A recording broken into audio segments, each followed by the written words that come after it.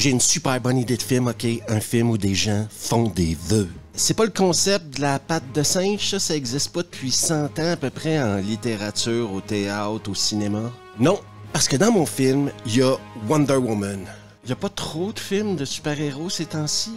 Non, parce que Wonder Woman, non seulement elle fait des vœux, mais en plus on est en 1984. Et le fait que ça se passe en 84, ça va avoir de l'influence sur quelque chose dans le film? Non, pas vraiment. Aujourd'hui, à Dimanche Navet, Wonder Woman 1984. Et ça commence maintenant.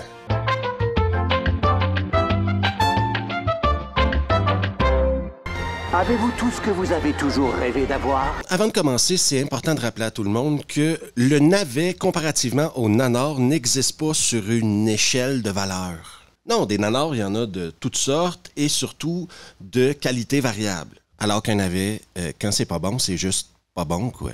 Comme par exemple, si vous allez écrire dans les commentaires que c'est moins pire que Madame Web, les deux sont des navets. C'est pas une question de savoir lequel est le meilleur.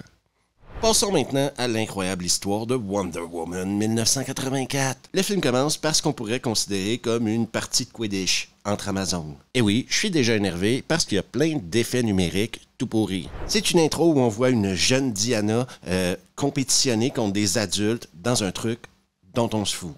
Parce que cette scène de 15 minutes-là n'a qu'un seul objectif, nous démontrer une morale à 2 balles. Et cette morale, c'est que dans la vie, il ne faut jamais prendre de raccourcis, OK? Pris le raccourci. Non! Tu as triché, Diana. J'ai sincèrement vu des films de Neil Breen qui retenaient plus mon attention que les 15 premières minutes de Wonder Woman 1984. Et niveau moral, n'oubliez pas que ce film-là vous la fera tout le long du film, ou presque. Et en plus, OK, les 15 premières minutes, c'est rien, parce qu'il reste encore 2h15 au film.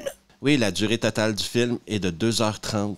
2h30 pour nous raconter une histoire de vœux. Le jour viendra où tu deviendras tout ce que tu rêves d'être et bien plus. Après avoir passé du temps dans l'univers de Diana, on est maintenant transporté en 1984. C'est un moment du film où vous devez profiter de voir l'ambiance 84 parce que c'est le seul moment du film où il y a une ambiance 84. Elle est dans un centre d'achat et elle sauve plein de gens. Je m'excuse, madame, je m'excuse, d'accord. Ouais, mais dans le film de Zack Snyder, là, me semble que Diana, personne ne la connaissait. Wonder Woman, elle était hyper low profile. Non, mais c'est pas pareil, là. Non. Là, Wonder Woman, elle sauve des gens dans un centre d'achat en 1984. Et si vous n'êtes pas d'accord avec ça, ben, allez voir les films de Zack Snyder. OK? En 1984, Diana travaille au Smithsonian. Le Smithsonian, c'est un musée. Un musée, c'est un endroit où on nous montre des vieilles choses. Les faux ne sont pas mon domaine, mais laissez-moi regarder. Mais Diana vit avec une peine incroyable. Oui, elle s'ennuie du seul homme qu'elle a aimé dans sa vie, Steve Trevor. Arrêtez-vous pas, elle va faire un vœu plus tard et Steve va revenir. Je sais pas. Mais attends, quelle menace va-t-elle rencontrer dans ce film? Qui sont les vilains du film? Déjà, il y a Minerva qui travaille avec elle au Smithsonian. Minerva, OK, elle a la même origin story que le Riddler dans Batman Forever et Poison Ivy dans Batman et Robin. J'ai beaucoup de travail aujourd'hui, mais peut-être une autre fois. Diana est super cool, Minerva est pas cool, elle veut être comme Diana, mais Diana veut pas être son amie, fait que c'est pour ça qu'elle devient une méchante. Bon, c'est OK, on est dans un film de super-héros, mais s'inspirer des films de Batman de Joel Schumacher, est-ce que c'est la meilleure idée que tu peux avoir? Il parle de moi dans mon dos, il pense que je les entends pas. Elle va tellement s'énerver à un moment donné contre Diana qu'elle va devenir une créature en effet numérique tout dégueulasse. Je dis ça, je dis rien bien sûr, mais c'est la deuxième apparition de Kristen Wiig à Dimanche Navet. Sinon, le deuxième méchant du film, Max Lord, est joué par Pedro Pascal. Le rôle que Pedro Pascal semble vouloir oublier à tout prix. Ici, il joue une copie de Donald Trump. Mais ça, j'en parlerai plus tard. Qu'un petit escroc Je ne minable. suis pas un escroc, Simon! Donc, Max Lord, ce qu'il va faire, c'est qu'il va absorber les pouvoirs d'une pierre qui a le pouvoir de réaliser les vœux ou les souhaits de tout le monde. Commençons par Diana, OK? À propos de son vœu, elle va souhaiter que Steve revienne. Donc, Steve va revenir, et ça aussi, je vais en parler plus tard. Tout ce que je vois, c'est toi.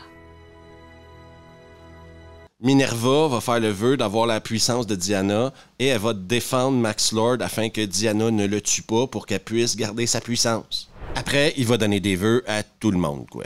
Tu veux une Porsche, il te donne une Porsche. Tu veux de l'argent, il te donne de l'argent. En réalité, c'est une histoire de vœux ou de souhaits. C'est vraiment comme vous le sentez.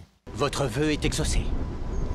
Oui, c'est le concept du monkey paw ou de la patte de singe et ça a été fait des dizaines de fois au cinéma. Comme il va pouvoir prendre la puissance de tout le monde en leur accordant des vœux, Max Lord va devenir super puissant. Et là, Diana, à la fin du film, elle va renoncer à son vœu. Donc, elle va renvoyer Steve au paradis des pilotes d'avion. Non seulement ça, mais elle va également convaincre toute la planète à renoncer à leurs vœux. Parce que c'est connu que l'être humain n'est absolument pas égoïste. Renoncez à votre souhait si vous voulez sauver le monde. Et en plus, on aura le droit à une rédemption de Max Lord qui, lui, va dire « Moi, j'aime mon fils, donc je renonce aussi à mes vœux. » Peu de gens l'ont vu, ce bout-là du film, parce qu'il faut quand même se rendre à la fin, quoi. Pas facile. Je renonce à mon souhait! En fin de compte, à la fin du film, Diana est exactement la même personne qu'elle était au début du film. Et ça, c'est l'histoire de Wonder Woman 1984.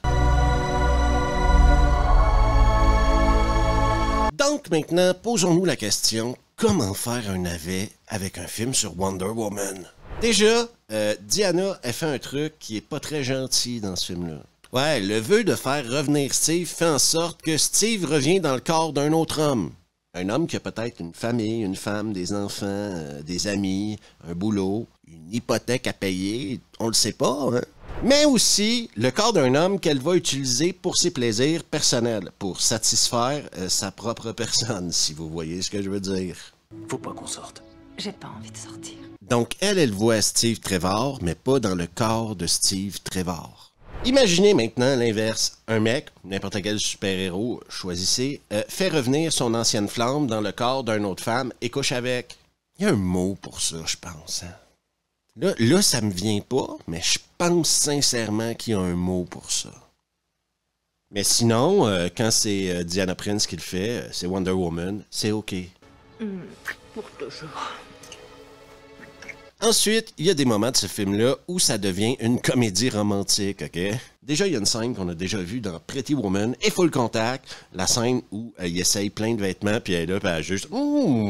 C'est pas que c'est mauvais, cette scène-là. C'est qu'encore une fois, je vous le répète, on l'a déjà vu. Il y avait déjà assez de clichés dans ce film-là, t'avais pas besoin de voler les scènes d'autres bons films. Je suis prêt à y aller.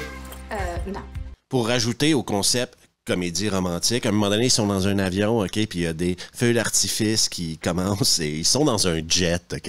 Et c'est un jet militaire, hein? Et là, il y a des feux d'artifice qui commencent parce que c'est le 4 juillet en plus. Et là, on a le droit à quelque chose d'épique, quoi. Deux gens qui s'aiment profondément dans un jet militaire qu'ils ont volé et derrière eux, des feux d'artifice.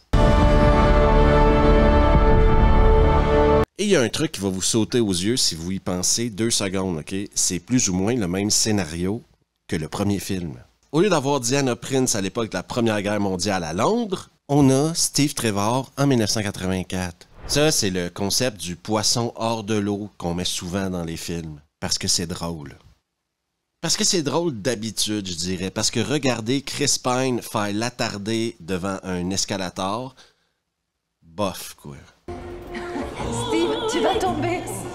Autre chose à propos de Diana Prince dans ce film-là, c'est que dans un bon film, d'habitude, les personnages ont un arc comme ça.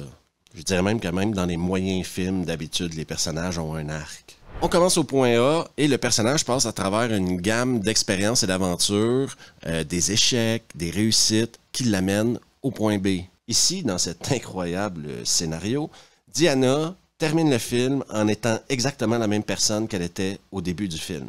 En plus, elle vient de vivre la même chose qu'elle avait vécue à la fin du 1. Encore une fois, elle a dû laisser partir Steve.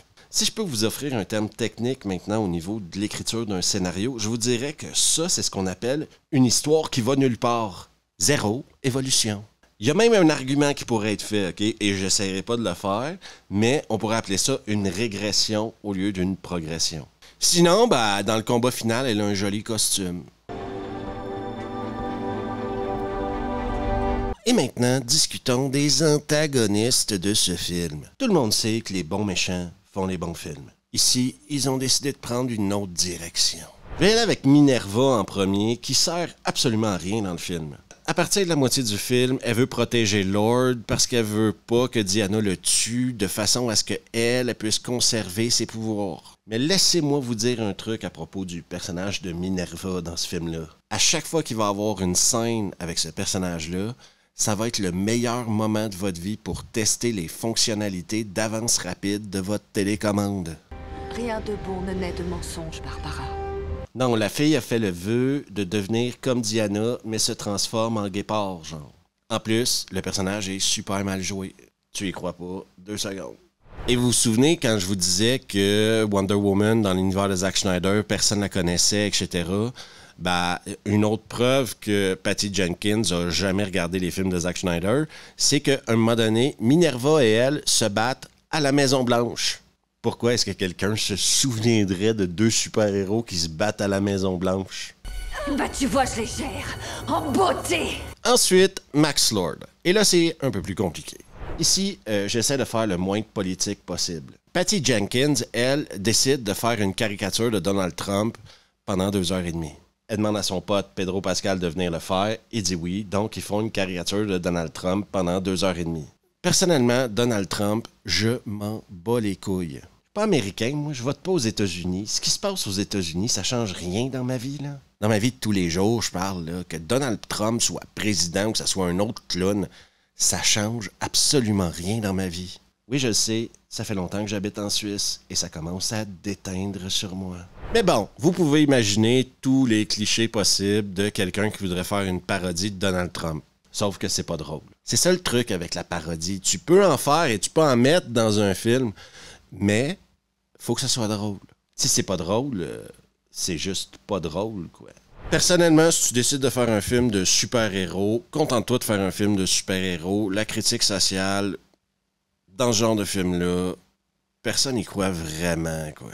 Je veux tout votre pouvoir, votre influence, votre autorité. Parlons maintenant de la prémisse du film, et c'est une prémisse qu'on a vue des dizaines, sinon des centaines de fois dans la littérature, le théâtre et le cinéma. C'est la patte de singe. Fais un vœu, il y a des conséquences à ton vœu. C'est d'ailleurs la prémisse d'un des pires films d'horreur de l'histoire des films d'horreur. Wish Upon. Il n'y a pas que moi qui le dis, la science l'a prouvé. Donc, pour s'accrocher à un concept de vœu dans un film en 2024, je crois qu'il faut que tu crois encore au Père Noël. Est-ce qu'on peut s'entendre sur le fait que faire un film de 200 millions de dollars et de 2h30 sur le concept des vœux et des souhaits, c'est limite, hein? Et c'est surtout que dans le film, ça devient très vite, très con, et qu'un vœu, ça reste un vœu, quoi. Ça reste, OK, tu veux quoi? OK, je te le donne, en échange, j'ai ça. Ça, c'est le concept de la patte de singe. Plus gros est ton vœu, plus gros sera le sacrifice. Et sans surprise, c'est la conséquence de tous ces vœux-là qui fait en sorte que tout part en couille partout dans le monde, quoi. J'ai dit à un homme que je voulais une ferme, mais pas ici. Le truc aussi, c'est que si t'es un adulte d'intelligence moyenne, tu vas vite comprendre que la plupart des vœux que les gens feraient, ce serait d'être riche ou une variation d'être riche, genre. Mais si tout le monde est riche, plus personne n'est riche. Ça s'appelle l'inflation. Mon plus gros problème à réutiliser la patte de singe dans un film de 200 millions et 2h30, c'est que c'est trop facile, quoi. Et mettre ça dans un film de super-héros en plus, c'est presque insultant pour l'intelligence des gens qui ont payé pour aller voir ça au cinéma ou qui l'ont payé en VOD ou qui ont juste passé 2h30 de leur vie à le regarder. Mais il fallait ramener Steve Trevor, donc j'imagine que c'est la seule idée qu'ils ont eue. Pas de blague, je suis sûr que c'est pour ça qu'ils sont arrivés à cette conclusion-là qu'il fallait mettre des vœux pour ramener Chris Pine. Et que la route s'ouvre devant vous comme si c'était la mer Rouge. Je souhaite que ça. Il y avait tellement de choses à faire avec le concept de 1984 et c'est incroyable de penser qu'ils sont passés totalement à côté de ça. Parce que mis à part la scène d'intro qui se passe dans un centre d'achat et quelques blagues sur la mode, ils utilisent absolument pas le concept de 1984. On aurait pu utiliser beaucoup plus de musique afin de créer une ambiance très 84 dans le film, mais ils le font pas. On aurait pu faire plein de références au film, à la politique internationale, à l'état des choses en 84 dans ce film-là, mais ils le font pas. Donc en réalité, quand on y pense et quand on analyse le film, le fait qu'il soit en 1984 change absolument rien au film. Ça, c'est décevant. Parce que soyons honnêtes, si t'es pour appeler ton film Wonder Woman 1984, aussi bien que t'aies le sentiment en regardant le film que t'es en 1984. Même ça, ils l'ont manqué. Sinon, frapper sur des navets de DC ou Marvel, c'est relativement facile parce qu'ils ont cette énorme tendance-là à en faire. Et c'est fort probablement pas le dernier film de super-héros que je fais à Dimanche Navet. Juste pour vous dire, ok, j'ai eu plus de plaisir à regarder 2 fois le Fantastic Four de Roger Corman que ce film-là. Sinon, c'est la fin de Dimanche Navet. Attendez, j'ai oublié de vous dire que dans ce film-là, ok, Wonder Woman apprend à voler. Oui, elle apprend à s'accrocher à l'air et aux nuages. Fort probablement une inspiration pour toutes les jeunes filles du monde qui pourront, en regardant Wonder Woman voler, comprendre qu'aucun rêve n'est inatteignable. Là, c'est fini.